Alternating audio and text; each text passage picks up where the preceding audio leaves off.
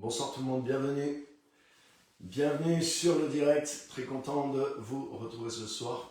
Et on est là sur cette série sur les temps de la fin qui s'appelle « Pourquoi je ne prêche pas la catastrophe imminente de la fin des temps ». Donc maintenant que vous avez suivi, vous en savez un peu plus. Et je pense que ça vous aide à ouvrir l'esprit aussi sur d'autres perspectives que ce qu'on entend souvent et qui n'est pas inspiré ni réellement biblique des fois.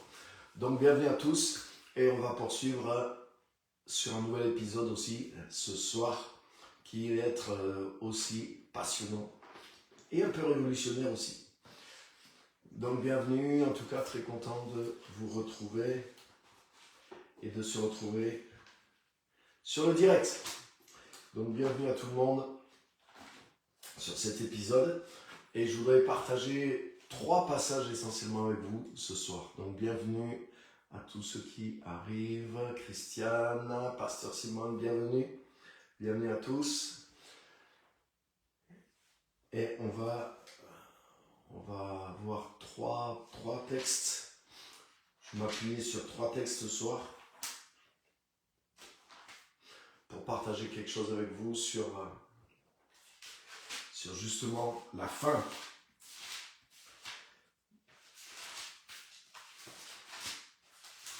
Et le premier, il est dans Actes chapitre 3 et au verset 21, donc c'est celui-là qui va nous servir de référence principale dans Actes chapitre 3, verset 21. Donc bienvenue vraiment à tout le monde, très content de vous retrouver et voilà, super. Ok, bienvenue Geneviève, bienvenue tous ceux qui sont là. Et donc voilà, c'est un plaisir de se retrouver ce soir. Alors,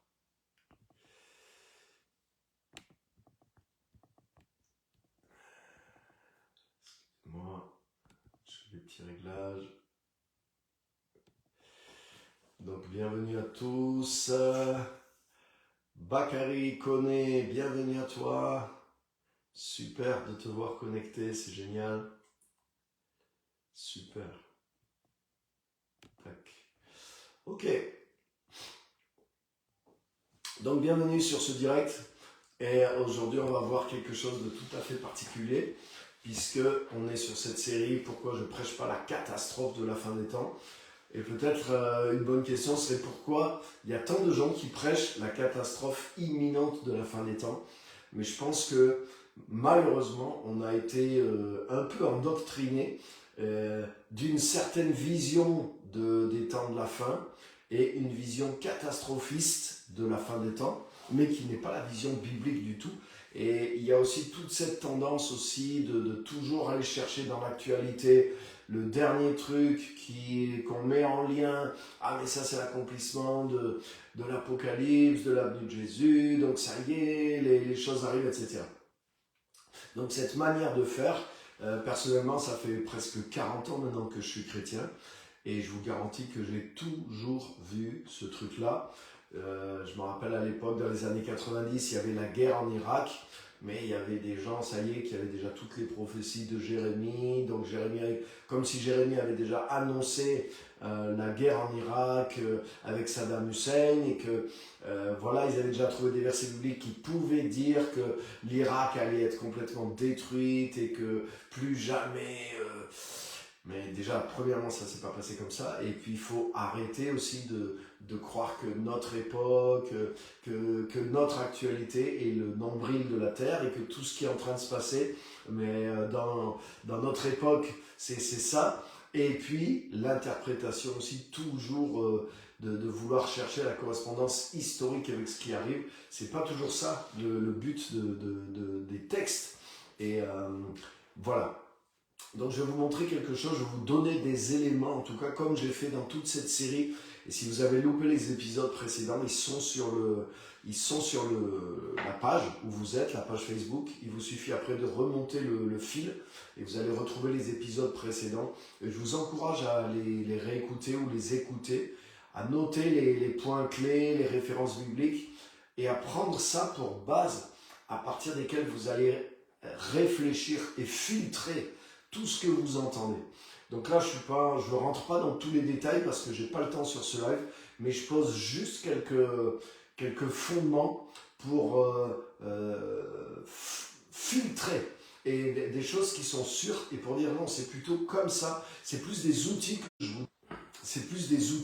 que je vous donne pour pouvoir ensuite voilà, examiner ce que vous entendez et dire non, c'est plutôt ce sens-là d'interprétation. C'est plutôt comme ça qu'on doit concevoir, mais les temps de la fin, etc., etc.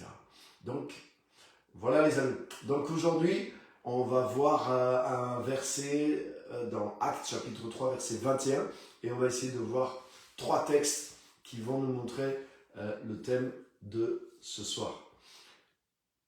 Bienvenue Ana aussi, que bueno poder escuchar su mensaje. Oh, bienvenida. Et donc on a des gens du monde entier. Merveilleux.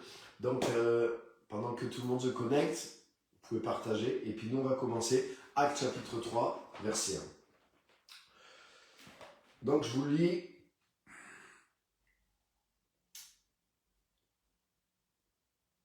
On va lire à partir du verset 17 pour pas couper. Donc c'est l'apôtre Pierre qui discute avec les responsables religieux dans le temple et il est suite à la mort de Jésus. Donc au verset 17, il leur dit maintenant, mes frères, je sais que vous avez agi par ignorance en crucifiant Jésus. Je sais que vous avez agi par ignorance, tout comme vos chefs. Dieu a accompli de cette façon ce qu'il avait annoncé d'avance par la bouche de tous les prophètes, que son Messie souffrirait.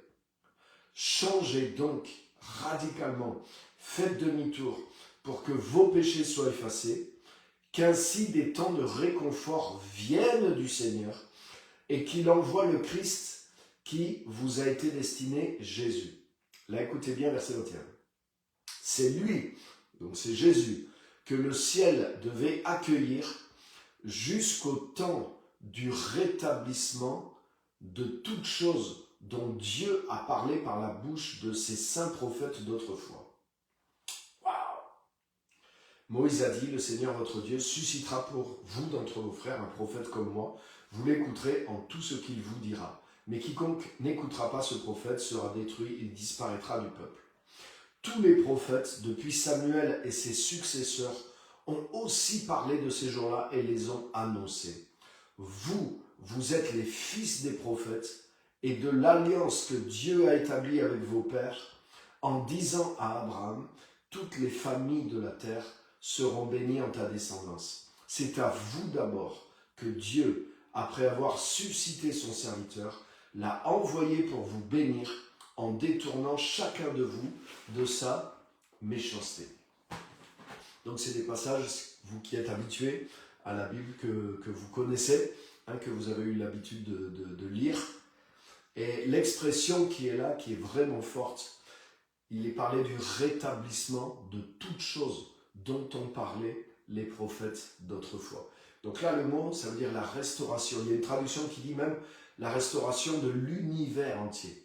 Donc, ça veut dire que Jésus est venu pour accomplir une œuvre vraiment extraordinaire. On limite l'œuvre de Christ, mais plus vous allez entrer dans la parole, plus vous allez vous attarder, mais plus vous allez voir que l'impact de l'œuvre de Jésus-Christ est énorme. Et non seulement, il n'y a pas que notre salut dans le sens où on va aller au ciel, mais il y a notre salut déjà dans le sens large que ça a. Dans Hébreux 2, là, il dit un si grand salut. Comment échapperons-nous si nous négligeons un si grand salut? Donc déjà, le salut, c'est quelque chose d'énorme en réalité. Et c'est pas mon thème aujourd'hui. Mais l'œuvre de Jésus-Christ, elle est tellement large qu'elle affecte les mondes entiers. le monde visible, le monde invisible, l'univers visible, l'univers invisible est concerné par l'œuvre de Jésus-Christ. Et les prophètes ont annoncé toutes ces choses et ils n'ont pas annoncé la destruction, la catastrophe. Là, le verset clé est le mot qui résume tout ça jusqu'au temps du rétablissement de toutes choses dont ont parlé les prophètes. Waouh! Donc, ça veut dire quoi? Ça veut dire que quand Jésus va revenir, c'est lui que le ciel, vous voyez le verset qu'on a lu, hein, je ne suis pas en train de forcer le sens, je fais que décrire ce que dit le verset. Hein, ce Jésus qui est venu, qui a été crucifié, vous l'avez fait par ignorance, etc. C'est lui, donc oui, c'est lui que le ciel doit recevoir, ce Jésus. C'est lui que le ciel doit recevoir jusqu'au temps du rétablissement de toutes choses dont les prophètes ont parlé. Donc ça veut dire que quand Jésus va revenir, ça va être la restauration finale de toutes choses. Donc ce n'est pas la destruction, la catastrophe, la calamité. Ça veut dire que Dieu est en train de conduire les temps vers la restauration, le rétablissement final de toutes choses. Amen. Mais c'est logique, les amis. Parce que, vous voyez souvent ce qu'on entend prêcher, que les chrétiens, ah voilà, là il y a encore la guerre, là il y a la guerre en Europe, il y a la famine, il y a ceci, il y a l'abus des politiciens, ah vous voyez, tout ça, ça s'accélère. Donc, et donc on dirait que des fois les chrétiens, ils se réjouissent pas, mais presque comme si ils sont encouragés, et c'est horrible, ils sont encouragés dans leur foi en disant ah ben le mal frappe encore plus fort, il y a encore plus d'horreur sur terre, ah ben c'est bon signe, c'est le signe de la fin des temps, puisqu'à la fin des temps tout va partir en catastrophe. Non, là les amis, déjà c'est triste de s'encourager hein, dans la foi, entre guillemets, au travers de nouvelles comme ça, et ce qui fait qu'on dirait que des fois, le message qu'on entend, c'est que les chrétiens attendent pas le retour de Jésus, mais ils attendent, on dirait qu'ils attendent l'avènement du mal. Ils attendent l'avènement du diable, ils attendent l'avènement de l'antichrist. Et les seules choses qui les stimulent, en tout cas au niveau de la fin des temps, les choses qui stimulent, les choses qu'on voit passer sur les réseaux, les messages qu'on entend, mais c'est souvent que les mauvaises nouvelles. C'est que les mauvaises nouvelles. Et on voit, on n'a que ça pour voir que Dieu est en train d'agir dans le monde, mais c'est triste pour dire, waouh, le mal est en train d'agir, le diable est en train d'agir, mais Jésus l'a prédit, alors peut-être c'est le signe que ça va être la fin des temps, mais préparez-vous parce que ça va être encore pire pour nous, pour les chrétiens et pour le monde entier. Mais waouh, mais nous sommes plus négatifs, si c'est ça notre message, mais je comprends que les gens n'aient pas envie de devenir chrétiens, et les gens ont besoin d'espoir, les gens vivent déjà l'enfer. Le salut dont Jésus nous parle, c'est d'être sauvé pas d'un enfer à venir, mais d'être sauvé d'un enfer présent. Dans Éphésiens 2, la Bible dit, vous étiez morts dans vos offenses et dans vos péchés. Mais Dieu, dans son amour, vous a ramené à la vie avec le Christ, et il vous a pardonné, c'est par grâce que vous êtes sauvés. Donc être sauvé, ça ne veut pas dire j'ai un ticket pour aller au ciel quand je serai mort. Être sauvé, ça veut dire j'étais mort spirituellement et je suis revenu vivant spirituellement. Donc mon salut, ce n'est pas quelque chose que j'attends, c'est quelque chose qui m'est arrivé, dans lequel je suis rentré et qui fait une énorme différence quand tu es passé de la mort à la vie. Mais waouh, c'est pas une expression, c'est pas ah oui, maintenant tu as un ticket pour aller au ciel, non.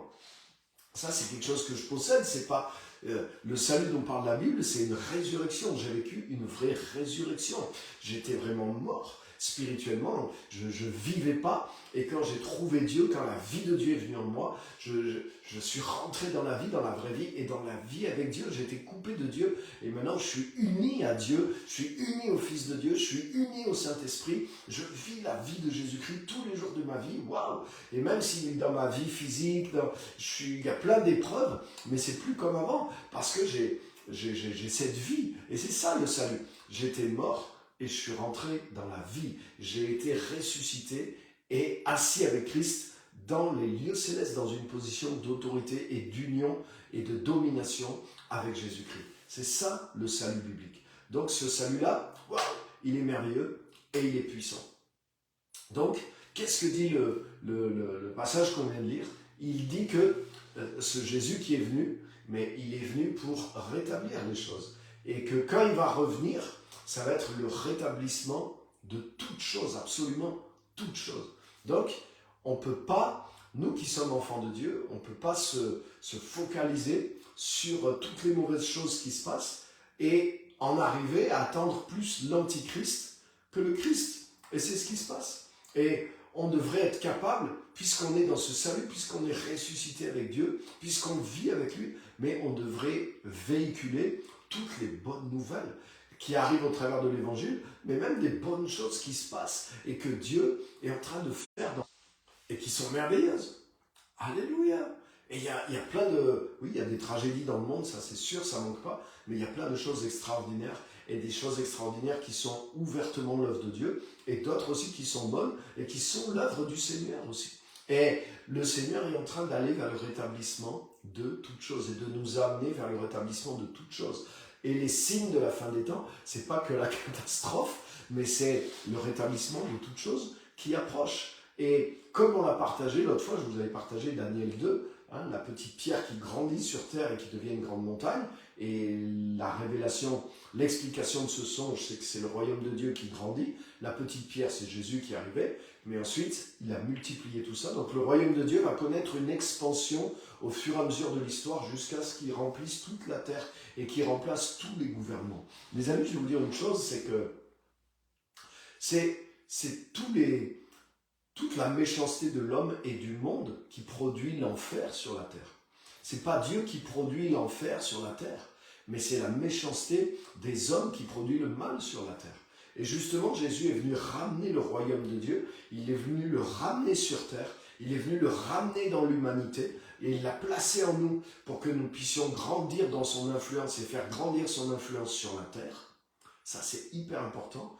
Mais quand le voile va tomber, et comme on l'a vu la semaine dernière, Jésus va apparaître et que nous apparaîtrons aussi dans la gloire, mais là, ça va être carrément le rétablissement final de toute chose.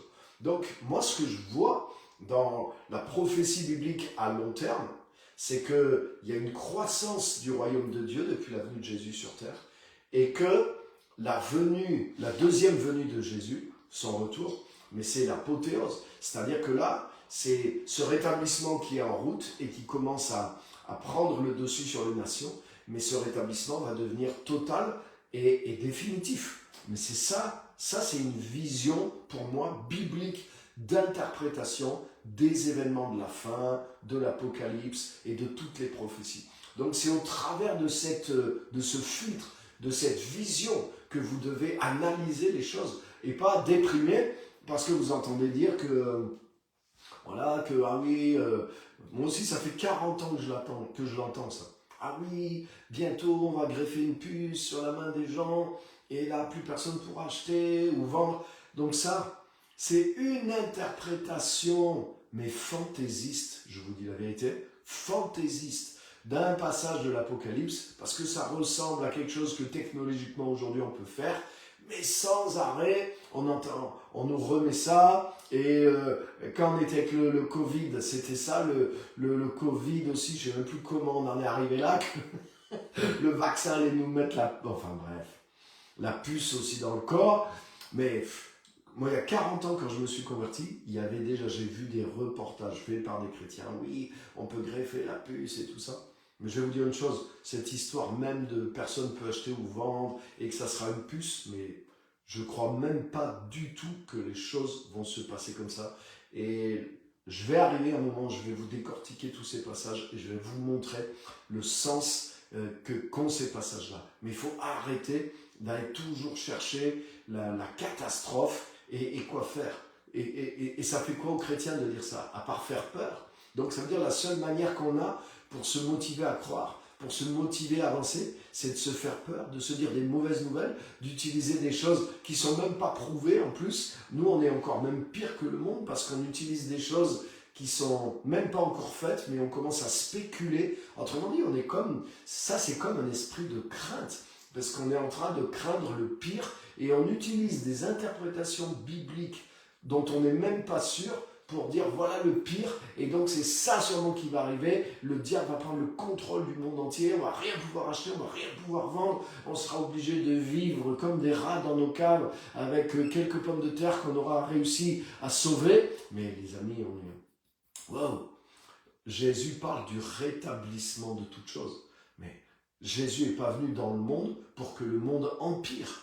Le monde allait mal déjà avant que Jésus vienne. Le péché était dans le monde. La méchanceté des hommes est dans le monde.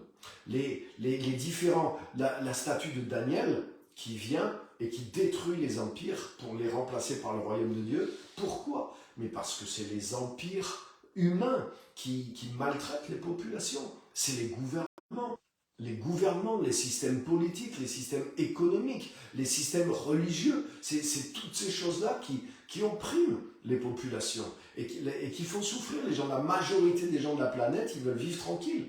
Mais il y a toujours des intérêts particuliers. Et c'est pour ça que le royaume de Dieu, il renverse tous ces gouvernements. C'est pour ça que même dans les passages de l'Apocalypse, quand on voit la bête, les têtes, les cornes et toutes ces choses-là, mais les amis, ça représente quoi? Ça représente des gouvernements, ça représente des systèmes.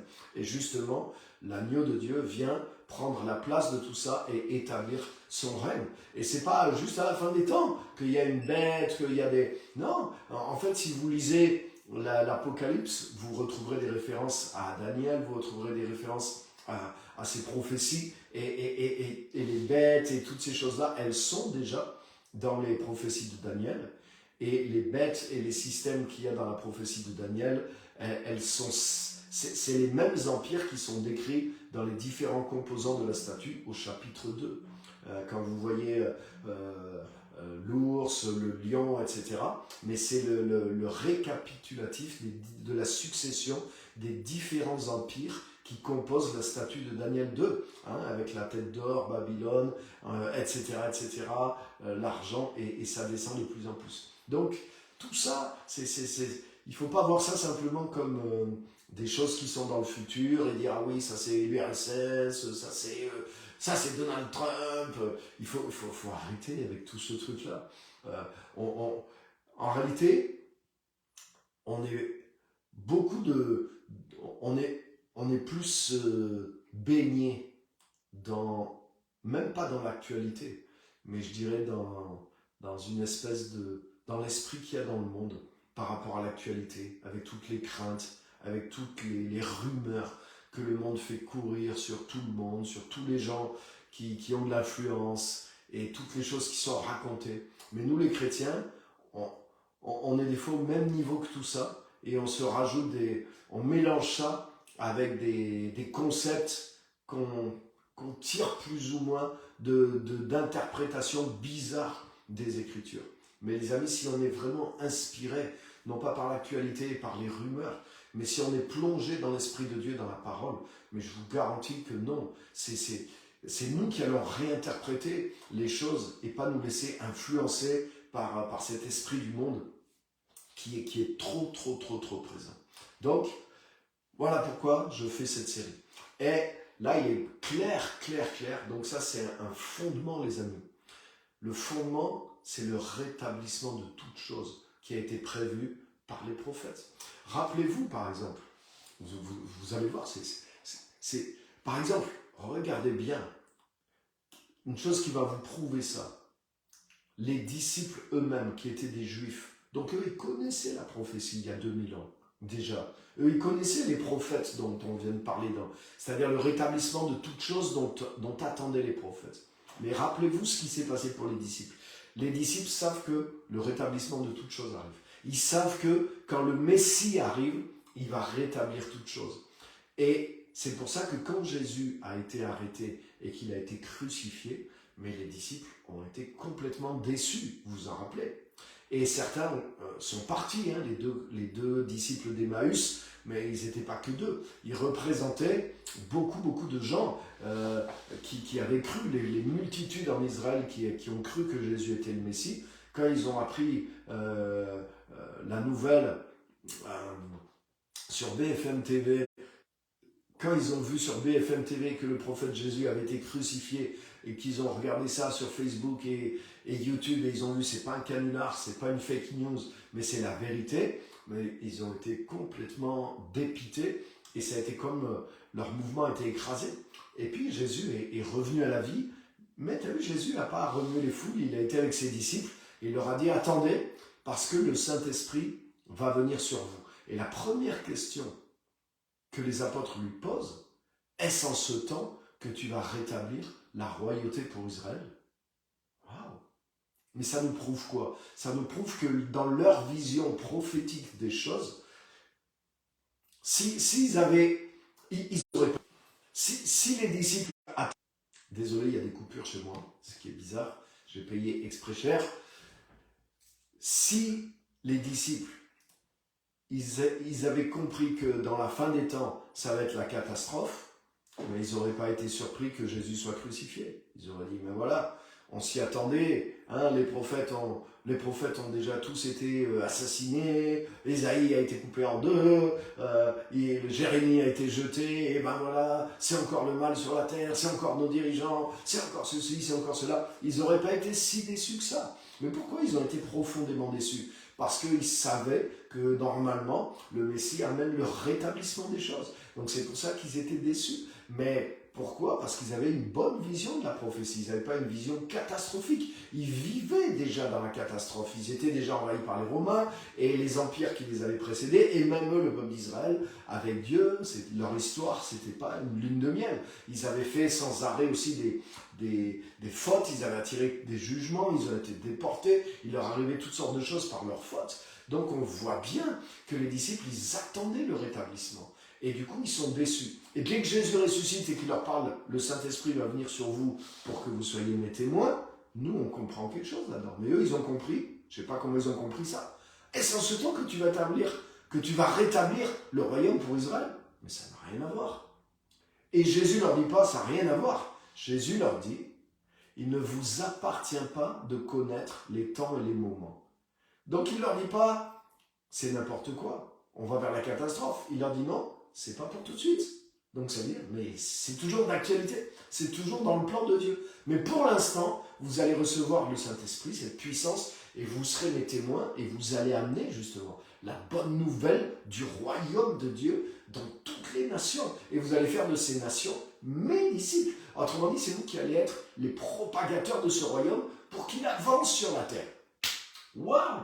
Mais waouh! Jésus est en train de leur dire, oui, vous avez raison de voir les choses comme ça, vers le rétablissement des choses, mais c'est pas d'un seul coup, mais ça a commencé, c'est là, et vous aussi, vous allez amener ce feu et commencer ce travail, mais il y a un temps aussi qui est prévu par le Père, dans lequel effectivement, rideau, et tout va se faire de ce coup-là. Donc vous voyez, il y avait une vision prophétique là, qui était alignée avec le rétablissement de toutes choses. Et là, Pierre en parle encore. Et là, en tant qu'apôtre rempli du Saint-Esprit, après la Pentecôte, après la résurrection de Christ, donc là, dans la parole, vraiment, la parole inspirée, c'est pas une question, là c'est une certitude, voilà, que Christ va amener le rétablissement de toutes choses. Donc ça, c'est le mot d'aujourd'hui de mon message, le rétablissement de toutes choses. Pour que on se rappelle bien que c'est vers ça qu'on va. Et la fin des temps va vers ces choses-là. Donc, ça c'est super. Maintenant, je vais vous montrer quelque chose d'important.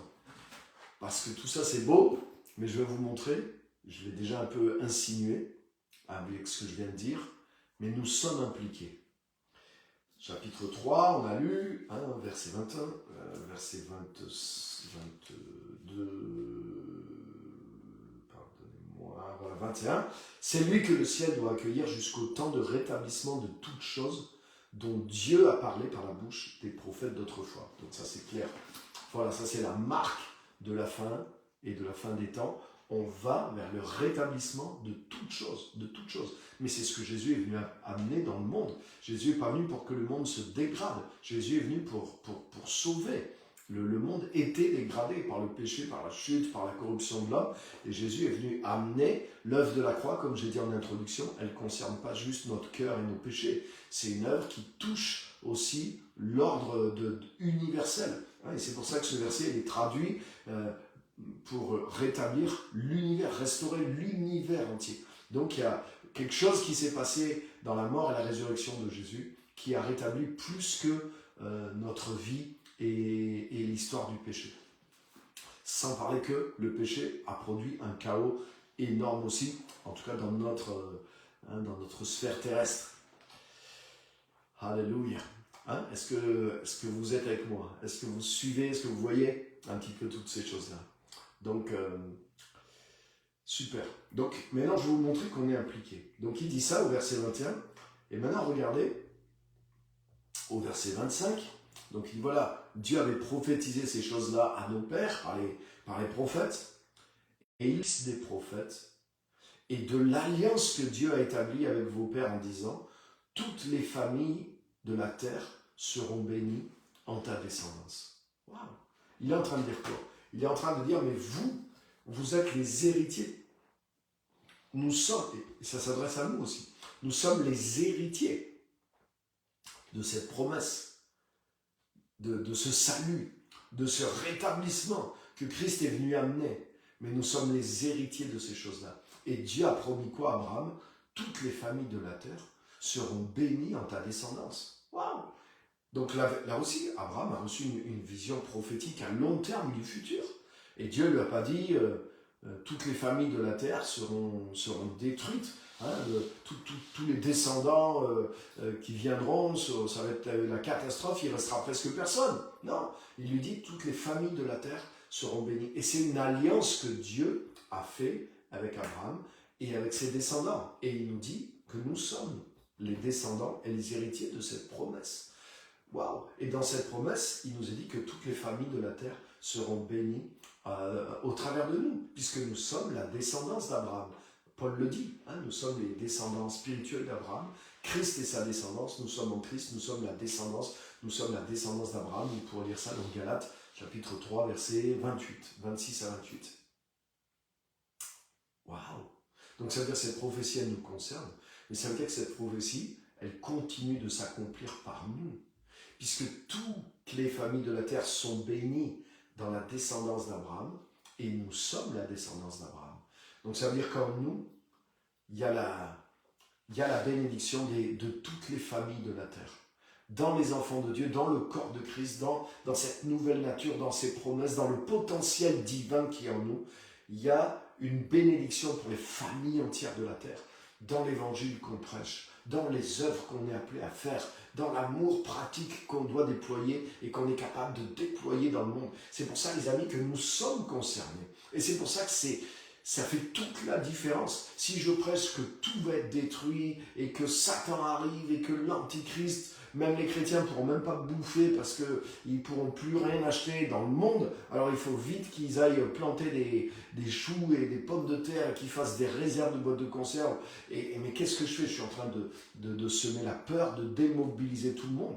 Mais si je commence à prêcher ce que dit la Bible, qui est le rétablissement de toutes choses, et que nous sommes héritiers, et que les familles de la terre vont être bénies au travers de cette bénédiction qui est déjà en nous. Autrement dit, plus on va vers les temps de la fin, mais plus Dieu veut bénir les familles de la terre. Et comment il le fait? Il le fait au travers des héritiers de cette promesse, et c'est nous les héritiers de cette promesse, le rétablissement, le salut, la bénédiction de nombreuses familles, mais il y a quelque chose qui est en nous, les amis. Et je vous garantis, vous ne réalisez pas ce qui est en vous.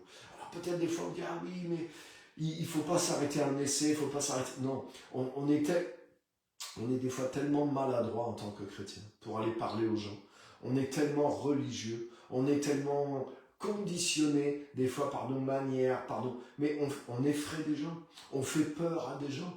Donc il faut apprendre, il faut redevenir normaux, il faut redevenir naturel, et il faut amener cette grâce, il faut amener cet amour, il faut amener cette prière de foi pour les gens, pour les malades, pour les besoins, pour que Dieu se manifeste dans la vie des gens comme il le veut. Il faut arrêter aussi de vouloir amener les gens, de vouloir faire changer les gens. Une erreur qu'on a quand on vient, c'est qu'on veut faire changer les gens. Et on se dit, il faut que je les fasse changer pour que Dieu les accepte. Non, Dieu accepte les gens. Et une fois que les gens sont touchés par lui, Dieu va les faire changer. Donc ne cherchez pas à faire changer les gens, cherchez à les servir avec l'évangile, cherchez à les bénir, cherchez à les aimer, cherchez à amener cette bénédiction. Quand Christ est venu dans notre vie, on était pécheurs, on était des pécheurs pratiquants et on faisait des choses en le sachant ou sans le savoir. Mais Dieu ne nous a pas rejetés, il ne nous a pas fait changer d'abord, sinon il ne fera rien pour nous. Non, il a commencé à faire quelque chose pour nous.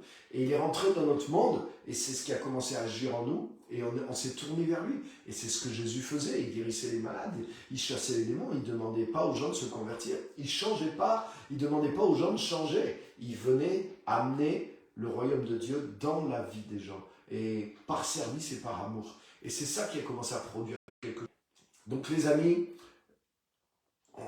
ne croyez pas que le monde est fermé. Ne croyez pas que le monde ne veut pas du royaume de Dieu. Ne croyez pas que les gens sont durs. Non, dites-vous, oui, la manière peut-être dont on s'y est pris, c'est peut-être pas la meilleure. Et tentez de nouvelles choses, faites de nouvelles choses, continuez à faire sortir. Je vous garantis, le trésor qui est en vous, il y a la bénédiction de Dieu. Voyez-le comme ça, comme les textes le disent. Il y a la bénédiction de Dieu pour les nations qui est à l'intérieur de nous, dans nos gestes, dans nos actions, dans nos appels, dans nos paroles, dans notre amour, etc., etc., etc. Donc il faut commencer à croire ces choses-là. Et c'est ça le temps du rétablissement de toutes choses. Nous sommes impliqués dedans. Ça compte pour... C'est pour ça, quand Jésus dit « Waouh !» quand les apôtres ont dit à Jésus « Mais est-ce en ce temps que tu vas rétablir toutes choses ?» Et Jésus leur dit « Non !» Il ne vous appartient pas de connaître le temps. Et le but, ce n'est pas de spéculer sur le temps. Mais le Saint-Esprit viendra sur vous et vous serez mes témoins. Mais c'est souvent ça. Quand on commence à spéculer, la fin des temps, mais qu'est-ce que ça fait? Ça nous distrait de la vraie chose. Au lieu d'être des agents qui participent au rétablissement de toutes choses, des fois on est dans la crainte, on est dans le truc, et on est dans la même négativité que les gens du monde, et des fois pire encore. Les gens du monde, ils se la montrent, ah t'as vu ce qui se passe avec la guerre, ouais c'est la catastrophe, t'as vu les prix d'essence qui augmentent, ouais. Mais les chrétiens ils font quoi? Mais t'as vu la guerre qui se passe, mais peut-être Poutine c'est l'antichrist, hein. Et puis là t'as vu, là on pourra bientôt plus acheter d'essence, rien du tout, là c'est sûr, hein, Macron, c'est sûr que lui, il parle directement avec le diable, donc là il va nous amener le gouvernement du diable directement en France, donc là mais on est encore pire que les gens du monde. On est dans une... C'est ça la foi, c'est ça l'évangile, c'est ça les chrétiens. Je caricature un petit peu, mais malheureusement, c'est ça qu'on entend des fois. C'est ça, c'est peut-être un peu emballé, mais dans le paquet, c'est ça qui est transmis. Les amis, acceptez plus ce genre de message. On brille dans... On est l'espoir dans la nuit, les amis. On n'est pas là pour rajouter et pour être encore plus désespéré pour des raisons soi-disant bibliques que les autres. Sinon là, c'est le monde à l'envers. C'est le monde à l'envers. Et merci Seigneur, il nous parle du rétablissement de toutes choses et nous sommes impliqués et nous sommes des agents de ce rétablissement. C'est ça que je voulais vous montrer. Donc là, j'ai pris beaucoup de temps sur ce premier passage. Je vais vous amener à un deuxième passage très rapide puisque celui-là, on l'a déjà vu. Et aller au troisième qui est nouveau et vous allez voir qui est puissant. Romains 8, versets 19 à 21. J'en ai parlé, j'en parle beaucoup aussi dans le livre Le pouvoir des fils. C'est vers la conclusion, justement, ça montre tout ça. Et je vous encourage à vous nourrir de toutes ces choses-là. Alors, Romains 8, 18. Voilà le langage de la foi. Voilà le langage de l'apôtre. Voilà le langage qu'on doit avoir. Verset 18. Lui, il souffrait. Lui, il était persécuté. Il était dans un gouvernement. Je vous garantis que ce n'était pas Macron du temps de Paul dans l'Empire romain. Par rapport à tout et par rapport aux chrétiens, n'en parlons même pas. Et qu'est-ce qu'il dit Paul, verset 18 ? J'estime en effet qu'il n'y a pas de commune mesure entre les souffrances du temps présent et la gloire qui va être révélée en nous. Waouh ! Mais nous, le message qu'on entend sur la fin des temps, c'est l'inverse. Nous, on entend, c'est comme si on disait, il n'y a pas de commune mesure entre aujourd'hui, on s'en sort à peu près, mais entre ce qui est en train d'arriver d'avenir, c'est l'inverse de ce que dit Paul.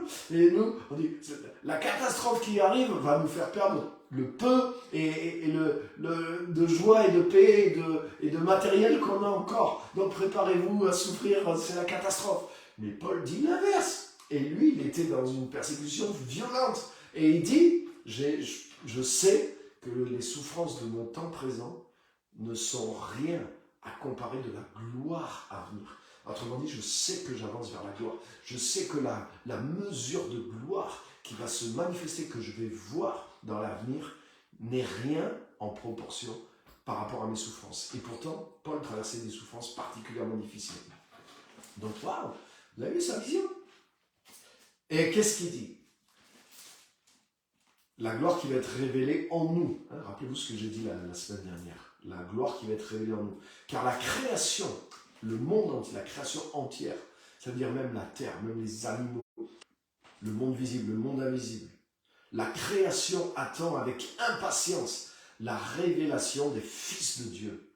En effet, la création a été soumise à la futilité, non pas de son propre gré, mais à cause de celui qui l'y a soumise, c'est-à-dire Adam, pas Dieu, Adam et Ève, en chutant, ils ont entraîné la création dans la vanité, dans la corruption, mais avec une espérance, verset 21, cette même création sera libérée de l'esclavage du périssable pour avoir part à la liberté glorieuse des enfants de Dieu. Waouh, waouh, waouh. Donc, il y a un rapport. Quand Paul dit au début, le premier verset, les souffrances du temps présent, il n'y a pas de commune mesure entre les souffrances du temps présent et la gloire qui va être révélée en nous. Donc, il y a une gloire qui est en nous, et cette gloire va se révéler de plus en plus. Et il est dit, la création, elle veut être libérée, elle sera libérée de l'esclavage pour avoir part à la liberté glorieuse, ou la liberté de la gloire des fils et des filles de Dieu. Donc vous voyez, déjà, numéro 1, ça montre que on va vers la libération et pas vers la catastrophe. Paul il dit qu'il est dans la souffrance dans le temps présent, mais c'est la gloire qui arrive, et il dit que cette gloire, elle va toucher la création et la dégager, mais plus encore, là aussi, il dit la même chose, on est impliqué. Et il dit que la gloire que la création entend, elle attend cette gloire qui est dans les fils de Dieu pour que cette gloire soit révélée, parce qu'elle aussi, elle veut participer à la liberté de la gloire des enfants de Dieu. Alléluia. Les amis, écoutez bien, le meilleur, même je vais vous dire, le meilleur de ce qu'on trouve dans l'évangile, écoutez bien ça, le meilleur de ce qu'on trouve dans l'évangile aujourd'hui, et il est très bon, mais c'est la gloire intérieure. C'est-à-dire qu'il y a un mouvement de vie, de réveil du Saint-Esprit qui est merveilleux.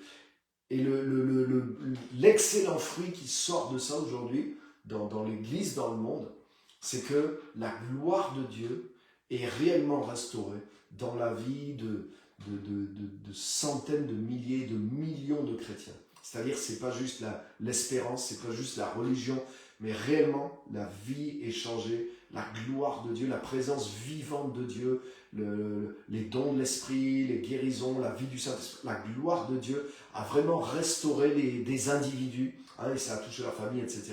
Donc ça, c'est une belle réalité, un beau fruit qu'il y a aujourd'hui. La gloire des fils et des filles de Dieu commence à apparaître à l'intérieur de leur vie. Mais là, ce passage, il nous montre, et là, écoutez bien, il nous montre que cette gloire, elle va s'extérioriser.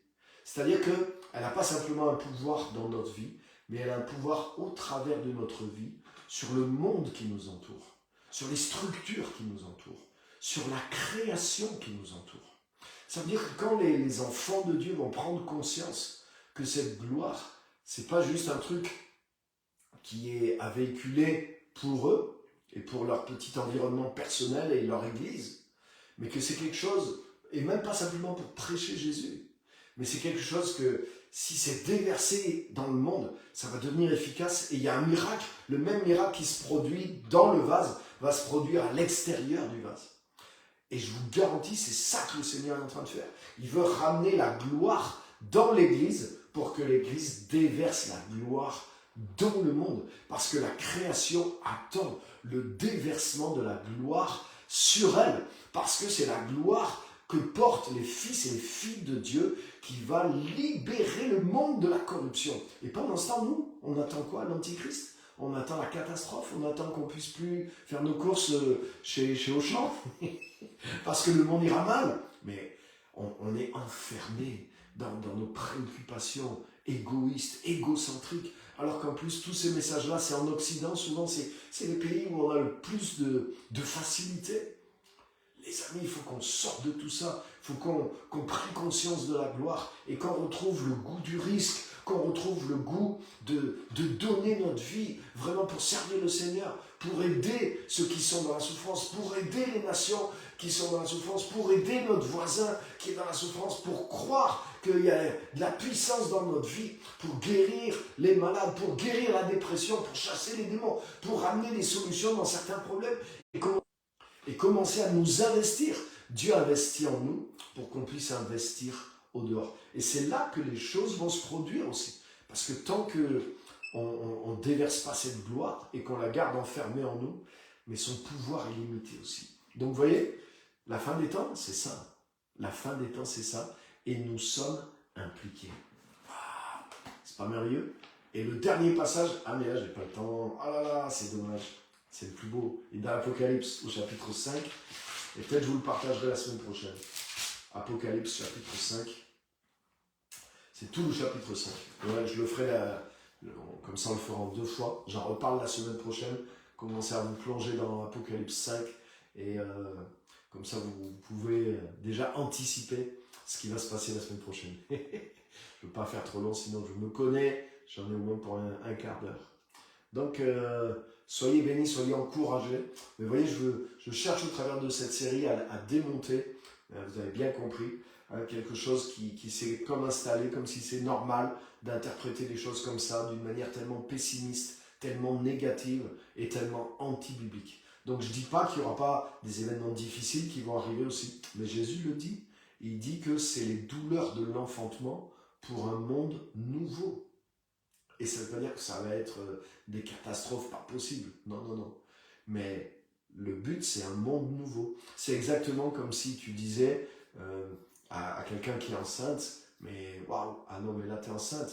Mais qu'est-ce qu'on dit aux femmes qui sont enceintes? Aujourd'hui, j'ai eu quelqu'un qui m'a appris qu'elle attendait un bébé. Je lui ai dit, mais félicitations. Et elle a commencé à me dire, mais là, c'est pas facile parce que les premiers mois, moi je suis malade, nanana, j'ai des problèmes. Mais je lui ai dit, mais félicitations. Et je ne lui ai pas dit, voilà, mais là c'est que le début des douleurs. Hein. Là déjà, tu trouves que c'est dur. Mais attends, tu vas voir, quand tu vas arriver à 8 mois, et au moment de l'accouchement, mais là, tout ce qui va tomber sur toi, et tu sais, si on regarde l'histoire, le nombre de personnes qui sont pas revenues. Mais tu vois, tu pourrais prêcher un message en utilisant des éléments de vérité, et en disant ça, mais plus personne ne voudra jamais avoir d'enfant. Alors que, comme a dit Jésus, qu'une fois que la femme elle est enfantée, elle oublie les douleurs. Donc c'est peut-être pas le cas à 100% pour tout le monde, il y en a qui s'en rappellent encore, mais ça veut dire que la joie de l'enfant qui arrive, mais ça dépasse la souffrance que tu as vécue. Et c'est ça les amis, la fin qui arrive, c'est le rétablissement de toute chose, c'est la venue d'un monde nouveau, c'est l'accomplissement universel de ce que Jésus est venu créer dans le monde. Et ça, je vous en reparlerai la semaine prochaine aussi, parce que vous allez voir que l'œuvre de la croix, c'est une œuvre de création aussi, qui touche les structures, qui touche l'univers. Et alléluia, c'est vers ça que nous allons. Même si, oui, il y a des difficultés, mais les difficultés, elles étaient là déjà dans le monde. Donc c'est justement pour absorber tout ça.